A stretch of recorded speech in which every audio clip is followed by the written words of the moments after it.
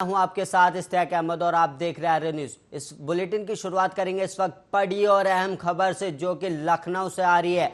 लखनऊ में आज सिया समुदाय के सबसे बड़ी ईद और इसको लेकर सिया लखनऊ की 110 मस्जिदों में ईद गदीर की नमाज पढ़ी जाएगी और ईद गदीर की तैयारियों में जुटे सिया समुदाय के लोग। इस वक्त की बड़ी और अहम खबर जो कि लखनऊ से आ रही है। सिया समुदाय इस ईद को मानता है ईद अकबर इस वक्त और आपको बता दें आज के ही दिन मौला अली की विलायत का हुआ था ऐलान। इस वक्त की बड़ी और अहम खबर जो कि लखनऊ से है। लखनऊ में आज सिया समुदाय की सबसे बड़ी ईद और वहीं आपको बता दें लखनऊ में करीब 110 मस्जिदों में ईद गदीर की नमाज और वहीं आज ही के दिन मौला अली की विलायत का किया गया था ऐलान। इस वक्त की बड़ी और अहम खबर ईद गदीर की तैयारियों में जुटा सिया समुदाय। इस वक्त की बड़ी और अहम खबर जहां पर सिया समुदाय इस ईद को मानता है ईद अकबर।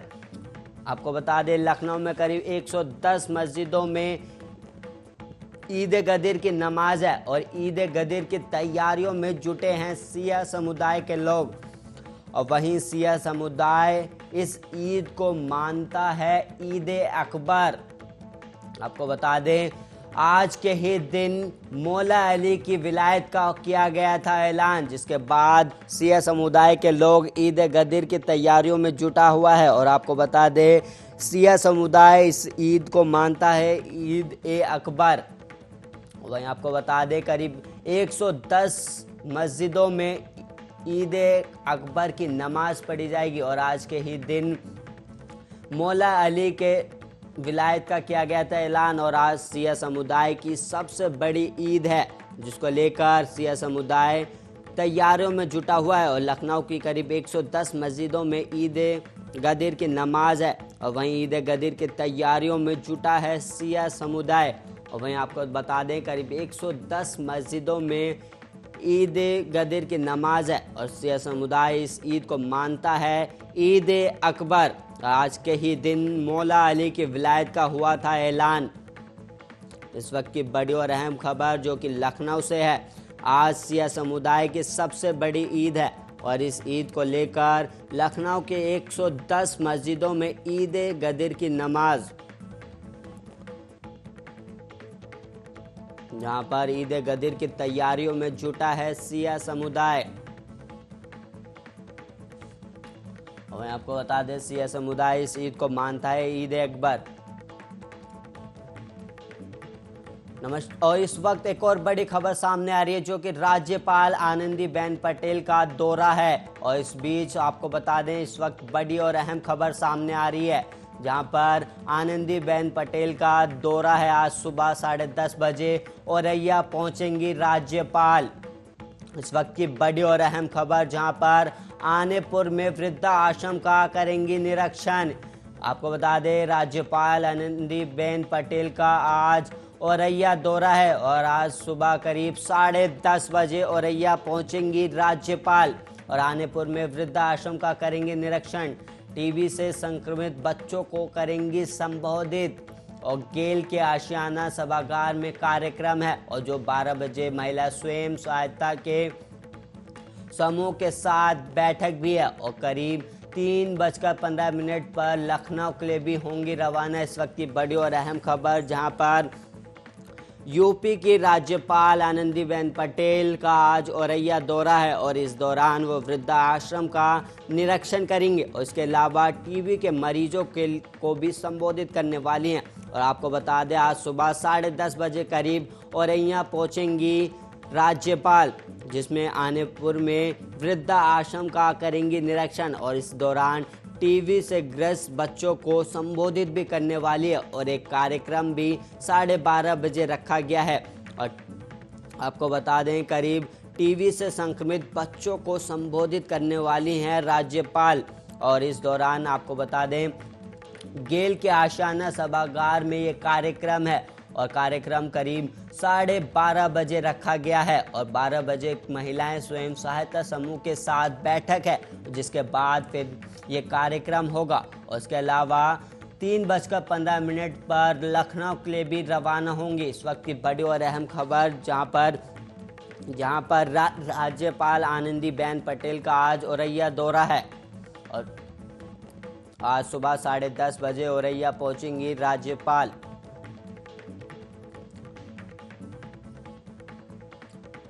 पश्चिम बंगाल के मुख्यमंत्री और टीएमसी प्रमुख ममता बनर्जी के 5 दिवसीय दिल्ली दौरे का आज चौथा दिन है और इस दौरान वो कई कार्यक्रम में शिरकत करने वाली हैं।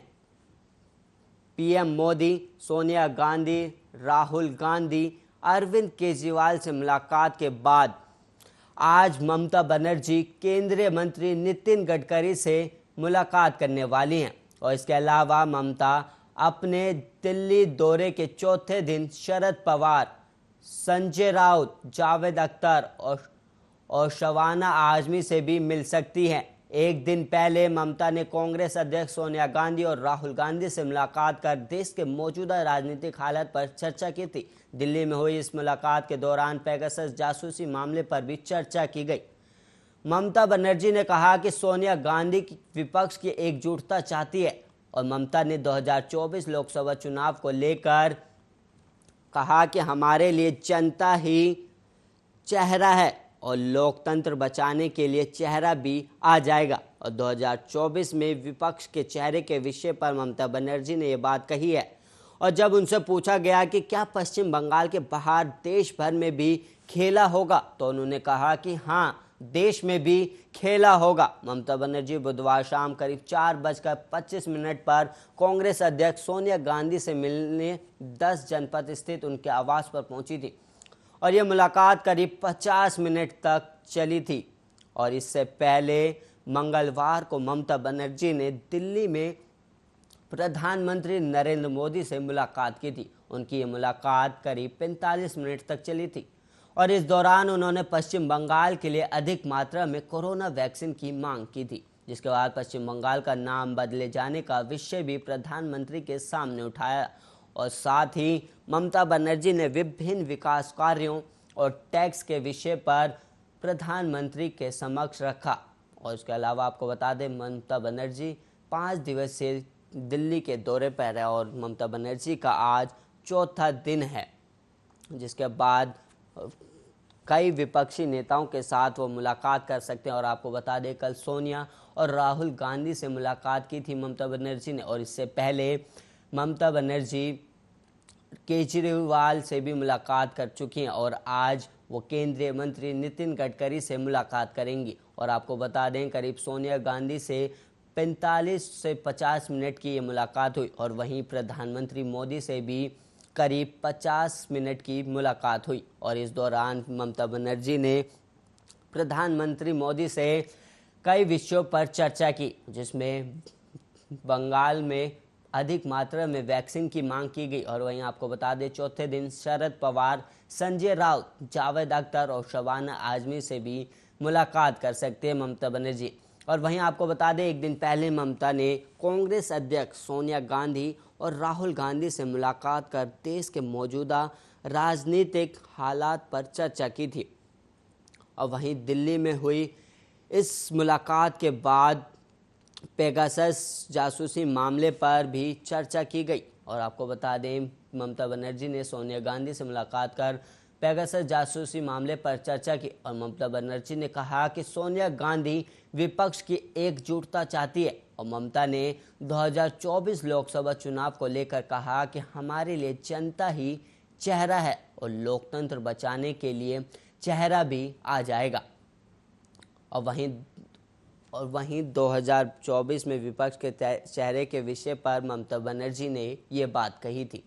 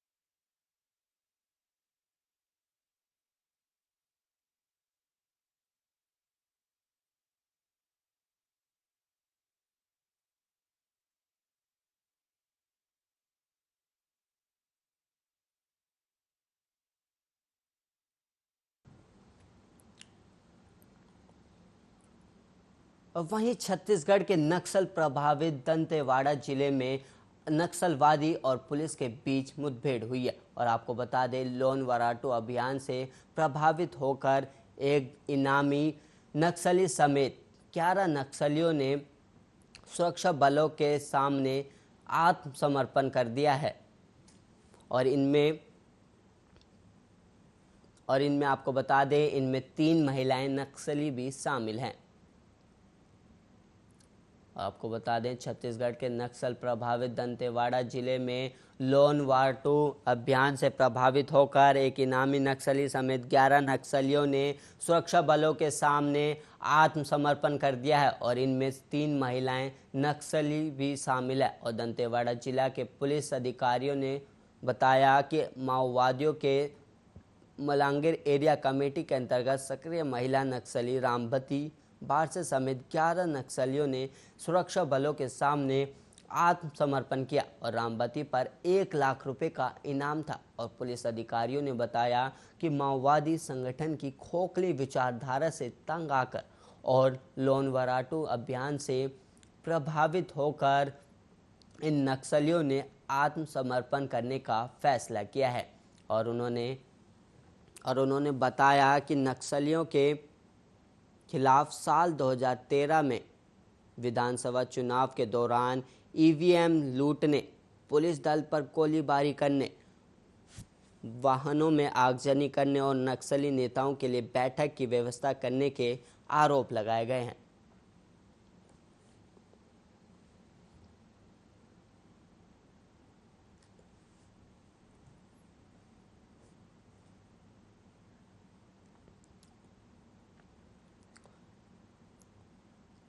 और वहीं इस वक्त एक बड़ी खबर सामने आ रही है, जहां पर गाजियाबाद में पुलिस और बदमाशों के बीच मुठभेड़ हुई है और गोली लगने से बदमाश नसीरुद्दीन घायल। लोनी बॉर्डर थाना क्षेत्र में हुई मुठभेड़। आपको बता दें, किराना व्यापारी से की थी लाखों रुपए की लूट। लोनी बॉर्डर थाना क्षेत्र में हुई है ये मुठभेड़। इस वक्त की बड़ी और अहम खबर, जहां पर गाजीपुर में पुलिस और बदमाश के बीच मुठभेड़ हुई और इस मुठभेड़ में एक आरोपी ढेर भी हुआ है और उसका नाम नसीरुद्दीन बताया जा रहा है। आपको बता दें, व्यापारी से लाखों रुपए की लूट की गई थी, जिसके बाद पुलिस जांच पड़ताल में जुटी हुई थी। और इसके बाद आपको बता दें, इस बीच पुलिस और बदमाश के बीच मुठभेड़ हुई और मुठभेड़ में गोली लगने से बदमाश नसीरुद्दीन घायल हो गया है और उसको पुलिस ने गिरफ्तार कर लिया। और आपको बता दें, घायल को अस्पताल में भर्ती कराया गया। और वहीं लोनी बॉर्डर थाना क्षेत्र में ये हुई है मुठभेड़। इस वक्त की बड़ी और अहम खबर, जहां पर किराना व्यापारी से की गई लाखों रुपए की लूट करने वाले बदमाश और पुलिस में मुठभेड़ हुई है और मुठभेड़ में बदमाश नसीरुद्दीन घायल हो गया। और वहीं आपको बता दें, इस वक्त पुलिस को बड़ी कामयाबी मिली है और पुलिस ने बदमाश नसीरुद्दीन को मुठभेड़ में गोली लगने से घायल कर दिया और उसके बाद उसे अस्पताल में भर्ती कराया गया। इस वक्त की बड़ी और अहम खबर, जहां पर गोली लगने से बदमाश नसीरुद्दीन घायल हो गया। और वहीं आपको बता दें, लोनी बॉर्डर थाना क्षेत्र में हुई थी ये मुठभेड़ और जिस मुठभेड़ में पुलिस को बड़ी कामयाबी हाथ लगी है। किराना व्यापारी से की थी लाखों रुपए की लूट नसीरुद्दीन बदमाश ने, जिसके बाद पुलिस मुठभेड़ में उसे गोली लगने से वो घायल हो गया।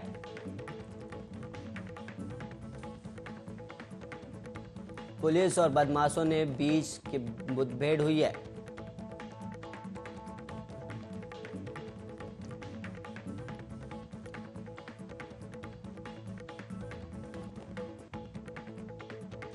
और वहीं असम पुलिस ने सीमा विवाद को लेकर हुई हिंसा को लेकर बयान जारी किया है। आपको बता दें, और कहा कि पुलिस ने उन लोगों की तस्वीरों का एक संग्रह तैयार किया है, जिसमें आपको बता दें, जिन्होंने 26 जुलाई को सीमा का संघर्ष के दौरान उसके कर्मियों पर कथित रूप से गोलीबारी की थी। साथ ही प्रत्येक आरोपी की गिरफ्तारी के लिए सूचना देने वालों को 5 लाख रुपए का इनाम देने की घोषणा की है। विशेष पुलिस महानिदेशक जीपी सिंह ने कहा कि पुलिस ने हिंसा के दौरान 6 पुलिसकर्मियों की हत्या के संबंध में भांदावे की धारा 302 और अन्य अधिनियमों सहित विभिन्न धाराओं के तहत मामला दर्ज किया है। और वहीं आपको बता दें कि सोमवार को अंतर्राज्यीय सीमा के पास हुई हिंसक झड़प में कुल 7 लोग और 6 पुलिसकर्मी और एक नागरिक मारा गया था। और वहीं कछार जिले के पुलिस अधीक्षक सहित 50 से अधिक लोग घायल हुए थे। आपको बता दें, और उसी को लेकर असम सरकार का बड़ा बयान सामने आया है, जिसमें असम मिजोरम में सीमा विवाद को लेकर हुए 6 पुलिसकर्मी और एक नागरिक घायल होने के बाद ये फैसला लिया गया।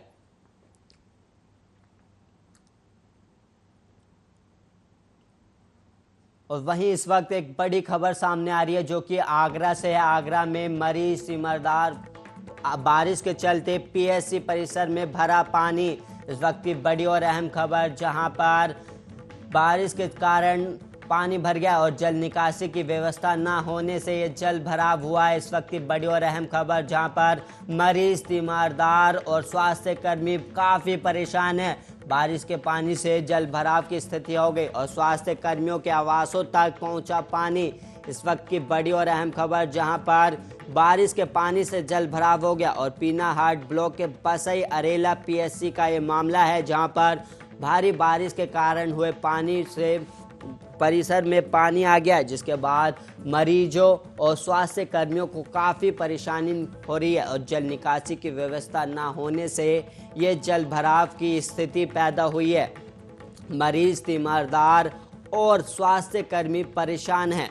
इस वक्त की बड़ी और अहम खबर, जहां पर स्वास्थ्य कर्मियों के आवासों तक पहुंचा है पानी इस वक्त। और आपको बता दें, जल पिनहौट ब्लॉक के बसई अरेला पीएससी का ये मामला है, जहां पर बारिश का पानी अस्पताल के अंदर पहुंच गया। बारिश के चलते पीएससी परिसर में पानी भर गया है और आपको बता दें, जल निकासी की व्यवस्था ना होने से ये जल भराव हुआ है और इससे स्वास्थ्य कर्मी, मरीज को, कई लोगों को परेशानी का सामना करना पड़ रहा है। और वहीं आपको बता दें, पीएससी कर्मचारियों के आवास तक पहुंचा है पानी।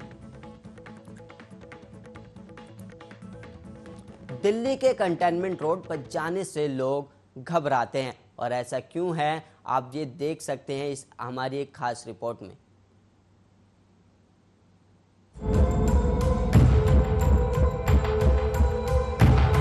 रास्ते हमें एक जगह से दूसरी जगह तक ले जाने के लिए होते हैं।